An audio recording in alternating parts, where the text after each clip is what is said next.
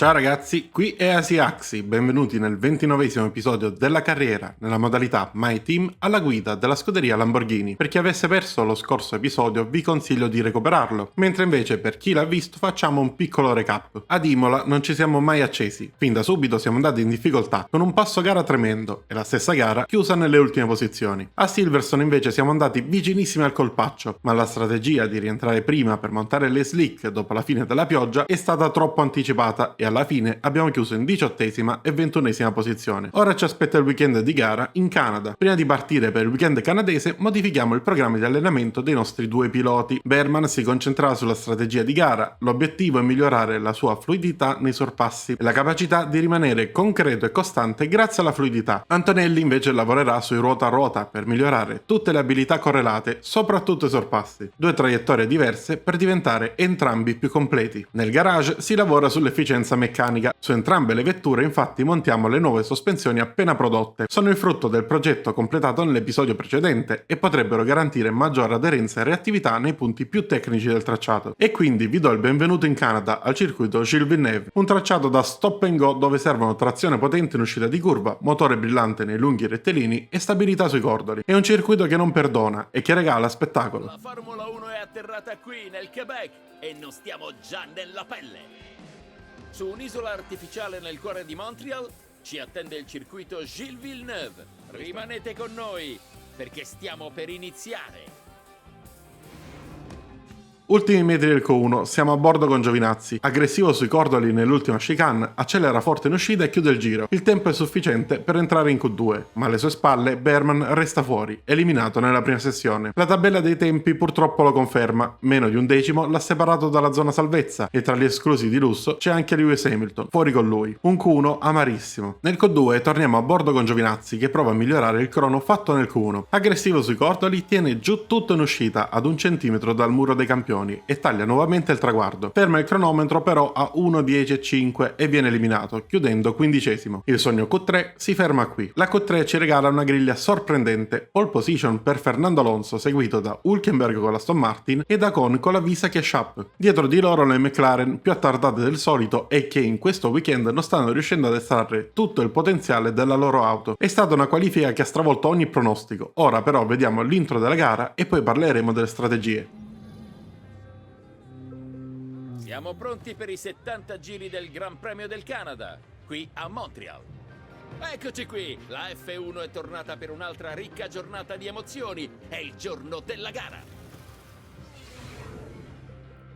È tempo di strategie. Giovinazzi partirà con gomma morbida per sfruttare il primo stint, poi passerà alle medie per concludere, visto che ha maggior abilità nel preservare la gomma. Berman, che parte una posizione più avanti del previsto, invece opterà per una strategia più conservativa, morbida in apertura ma hard nel finale. Due approcci diversi, pensati per massimizzare le nostre chance.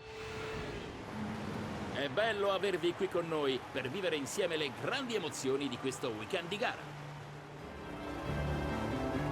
Scopriamo cosa ci riserverà la gara. Avanti! Siamo pronti! Manca poco ormai al Gran Premio del Canada! Si spengono le luci e via, partiti! Alla partenza entrambe le nostre vetture scattano bene, sia Giovinazzi che Berman mantengono la posizione alla staccata di curva 1, difendendosi con decisione e impostando un primo giro pulito. Dopo due tornate Giovinazzi trova spazio per attaccare Albon, alla chicane finale, curva 13 e 14, forza l'ingresso all'interno e completa il sorpasso con una buona uscita, sfruttando tutta la carreggiata a disposizione. Poco dopo però arriva la reazione di Hamilton, in curva 1 si lancia all'esterno su Berman e completa il sorpasso sfruttando l'incrocio di linea che diventa favorevole nella seconda parte del tratto. Poi segue Giovinazzi per un giro intero, lo studia e proprio in uscita da curva 2 riesce a prendere più trazione con la Ferrari, superandolo in piena accelerazione verso curva 3. I giri successivi vedono i nostri ragazzi duellare per la posizione, il che favorisce il rientro dei piloti dietro. Giovinazzi viene superato da due auto nello spazio che va dal rettilineo principale all'uscita di curva 1, perdendo così slancio. Una delle due è la Mercedes di Russell, che dopo poche curve riprende anche Berman e lo infila nel tratto in pieno che precede curva 3. Proprio in curva 1 Berman perde un'altra posizione su Bottas, che aspetta il momento momento giusto e lo attacca con decisione. A quel punto Berman sembra accusare il colpo, perde la posizione sul compagno ed anche Joe lo sorpassa in curva 3, forzando l'esterno e completando il movimento grazie a una traiettoria più fluida nel cambio direzione. Davanti intanto succede di tutto, Leclerc e Alonso vanno al contatto proprio in curva 1, una delle staccate più insidiose del tracciato. Probabili danni alle pance laterali per entrambi. Nel frattempo Sainz supera Berman, molto probabilmente nel tratto di curva 7, sfruttando un errore o un momento di esitazione dell'inglese. Arrivano i primi pit stop, Giovinazzi rientra in box e monta gomme hard, cercando di arrivare fino in fondo. Nel giro successivo è il turno di Berman che segue la strategia programmata dal muretto. La seconda metà di gara invece offre pochi spunti. L'unica azione degna e nota arriva da Berman che riesce a passare Perez su Williams nello stesso punto dove Giovinazzi aveva superato Albon alla chicane finale. Peccato che appena un giro dopo Perez lo riprenda e si riprenda anche la sua 20ª posizione. E la vittoria va a Gasly! In testa la gara si decide invece sul filo. Gasly, a sorpresa, riesce a battere Norris in volata. La scuderia ha una monoposto eccezionale, questo è vero, ma senza un talento del genere al volante non sarebbe stata sufficiente. Una chiusura spettacolare per una corsa altrimenti poco accesa da parte nostra. Per noi infatti il GP si chiude con un doppio risultato amaro, 19° e 20° posto. Tanti sorpassi subiti, poche opportunità concrete e nessuna reale possibilità di rientrare nel gruppo che conta. Vi lascio al podio e poi passeremo ad analizzare il weekend. Pierre Gasly conquista l'10° podio della carriera, dopo una dura battaglia in pista. È la prima vittoria dell'anno, per la squadra è il momento di festeggiare. È il momento dei sorrisi qui a Montreal, ora che i piloti rilasciano la tensione della gara. Questo weekend di Formula 1 si chiude qui, a presto da Montreal. Non perdete la prossima gara, perché siamo diretti a Shanghai, per l'atteso Gran Premio di Cina. A fine gara il grafico dei risultati racconta molto. Gasly infatti vince dopo aver guadagnato 6 posizioni in gara, precedendo Lando Norris. Chiude il podio un sorprendente Hamilton che recupera ben 14 posizioni ed è nominato MVP del Gran Premio. Alonso invece, dopo la pole e il contatto con Leclerc, deve accontentarsi del 10° posto. Nella classifica piloti Alonso raccoglie solo un punto, Piastri invece non ne approfitta appieno, gli arriva solo poco davanti e recupera appena 5 lunghezze. Ma ora Norris è a soli 3 punti dal 3° posto occupato da Verstappen. Tra i costruttori Red Bull perde 11 punti su McLaren, che sta diventando sempre più minacciosa, mentre Aston Martin, grazie ai risultati odierni, supera la Ferrari e si prende il 3° posto in classifica generale. Rientrati al quartier generale arriva una buona notizia. I progetti del nuovo alettone anteriore e posteriore sono stati completati con successo. Entrambi i componenti entrano subito in produzione, nel tentativo di averli pronti in tempo per il Gran Premio della Cina, che andrà in scena tra 11 giorni. Si chiude intanto anche il piano sponsor del mese, con il raggiungimento di tutti gli obiettivi. Incassiamo oltre 3 milioni di dollari, a cui si aggiungono altri 950.000 derivanti dalle attività obbligatorie. Un'iniezione di liquidità fondamentale per continuare a sviluppare la monoposto e provare a diventare competitivi. Ma nonostante gli sforzi siamo riusciti a produrre comunque solamente l'alettone posteriore in tempo per la Cina. Lo stiamo montando su entrambe le vetture nel garage, prima della partenza per Shanghai. Il circuito di Shanghai è ampio, tecnico e molto impegnativo sulle gomme. Serve una vettura stabile nei curvoni lunghi del secondo settore, ma anche scattante per affrontare i rettilini, soprattutto quello che porta alla staccata finale di curva 14. E qui noi soffriamo. Qui a Shanghai è quasi tutto pronto, in attesa del Gran Premio di Cina. Prepariamoci a un nuovo weekend di gara. Siamo a bordo con Giovinazzi per il miglior giro di qualifica ottenuto nel Q1. Lo vedremo completo insieme a voi.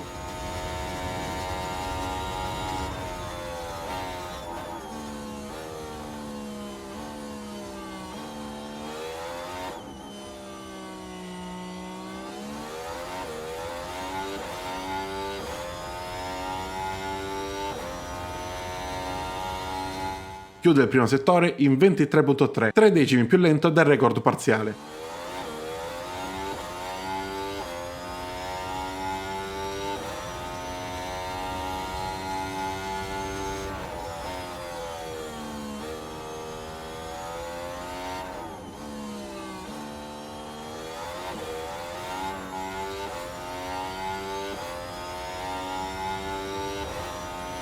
Il secondo settore viene completato in 27.7, stesso tempo anche per Berman, entrambi a caccia disperata di un posto in Q2.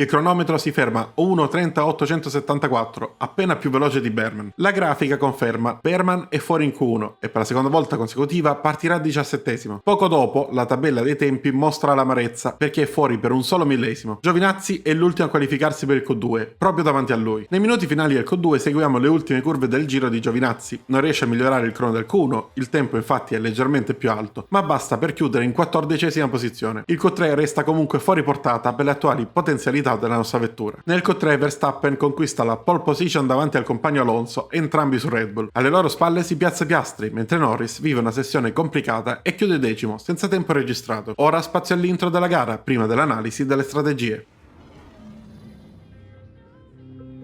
Per i piloti saranno 56 giri di battaglia, qui sul circuito internazionale di Shanghai. Benvenuti, ormai ci siamo! Le squadre si stanno affrettando a eseguire gli ultimi controlli.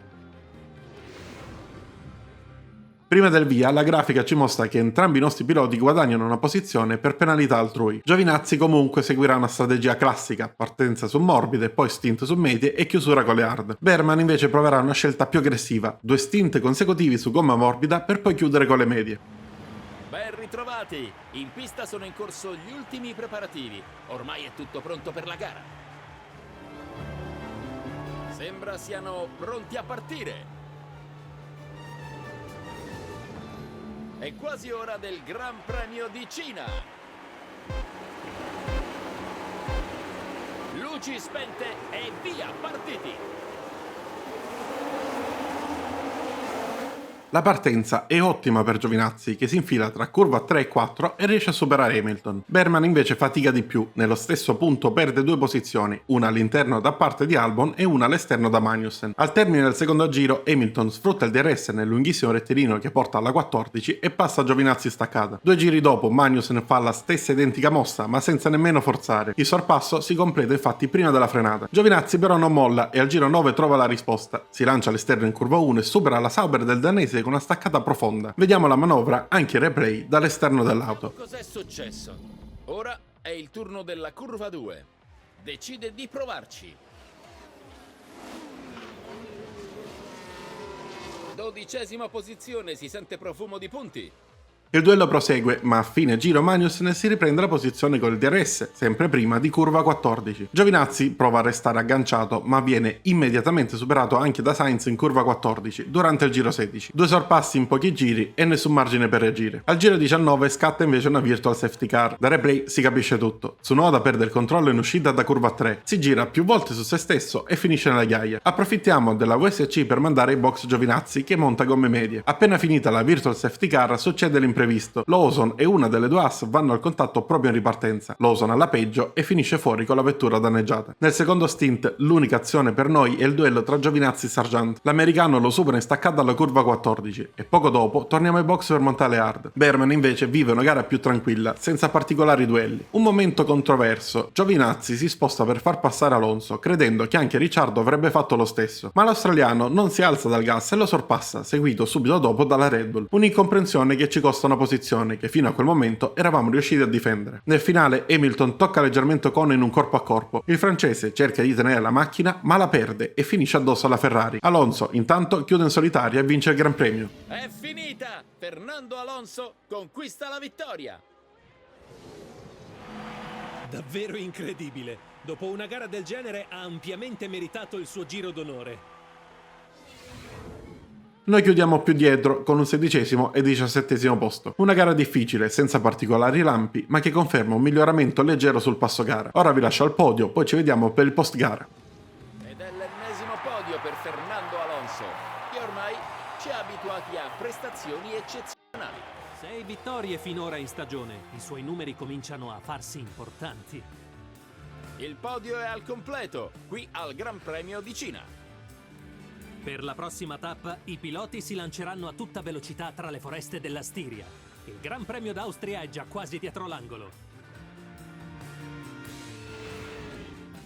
La grafica della classifica conferma infatti che Alonso vince davanti a Verstappen e Piastri. Hamilton chiude quinto, guadagnando 7 posizioni rispetto alla partenza, mentre Norris ne supera addirittura 14 e chiude ottavo. Nella classifica piloti Alonso si riprende e guadagna 10 punti su Piastri. Verstappen allunga nuovamente su Norris, portandosi a più 17. Tra i costruttori Red Bull guadagna ben 24 punti sulla McLaren, mentre dietro invece rimane tutto invariato. Tornati al quartier generale, Dirk De Beer ci informa che si è aperto un nuovo periodo ATR. Abbiamo 9 ore da sfruttare in Galleria del Vento e al simulatore. Si parte con un nuovo progetto sul telaio che migliorerà la velocità massima di 0.16 km/h e l'efficienza di RS dell'1.43%. Il secondo progetto riguarda le pance laterali. Qui ci investiremo molte più ore, ottenendo miglioramenti in tutte le curve e una resistenza all'aria sporca migliorata dell'1.73%. Infine completiamo il pacchetto di giugno con un aggiornamento alle sospensioni, piccoli benefici su sterzata, velocità e consumo gomme. Ma per oggi è tutto, spero che il video vi sia piaciuto e se volete continuare a sostenere la nostra scuderia allora lasciate like ed iscrivetevi per tanti nuovi contenuti. Noi ci vediamo in Austria con un nuovo weekend sprint, ma non solo. Ciao ragazzi!